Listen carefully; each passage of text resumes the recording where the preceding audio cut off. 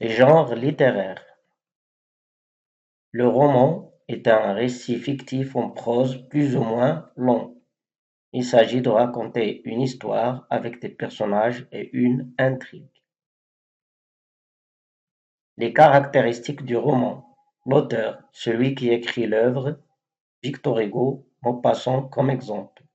Le narrateur, c'est lui qui raconte, il est représenté par il ou par je dans l'autobiographie. Le schéma narratif, c'est-à-dire il y a un début et une fin.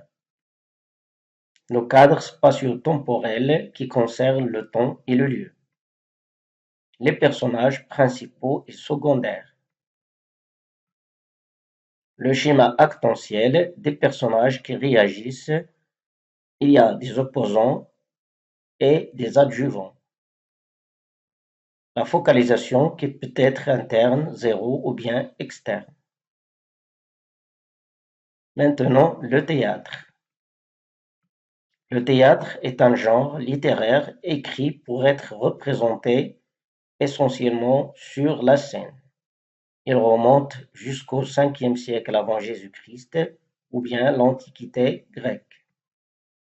Il connaît son apogée au XVIIe siècle avec la réécriture des tragédies anciennes. Les caractéristiques du théâtre. Le dramaturge, c'est celui qui écrit une pièce ou bien une œuvre de théâtre. Molière, par exemple.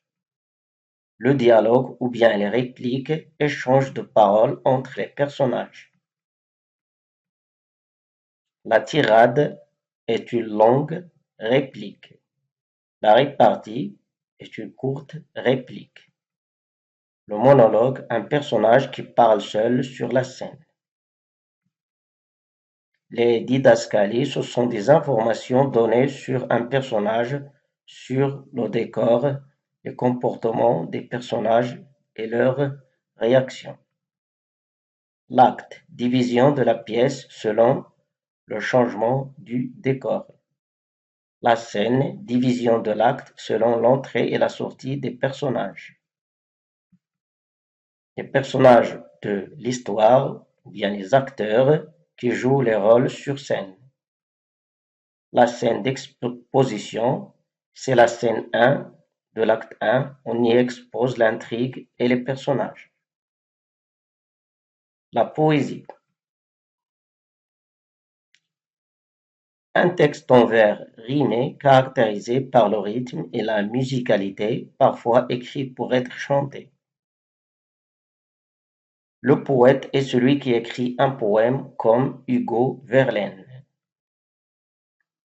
Les caractéristiques de la poésie, les vers qui sont souvent rimés, composés de syllabes comme le décasyllabe, l'octosyllabe.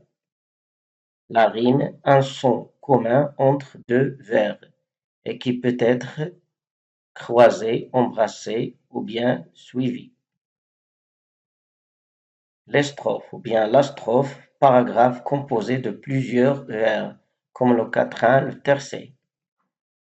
L'assonance et l'allitération, répétition de voyelles ou bien de consonnes. Les images, ce sont les métaphores, les comparaisons, les hyperboles. La forme des poèmes, qui peut être le sonnet, la ballade, l'ode, etc. La nouvelle. La nouvelle, contrairement au roman, est une forme de récit court avec peu de personnages et peu d'événements. Elle se termine par une chute, c'est-à-dire une fin inattendue. Maupassant est un auteur de nouvelles. Les types de nouvelles: nouvelles réalistes, nouvelles fantastiques, nouvelles historiques, nouvelles policières, et ainsi de suite.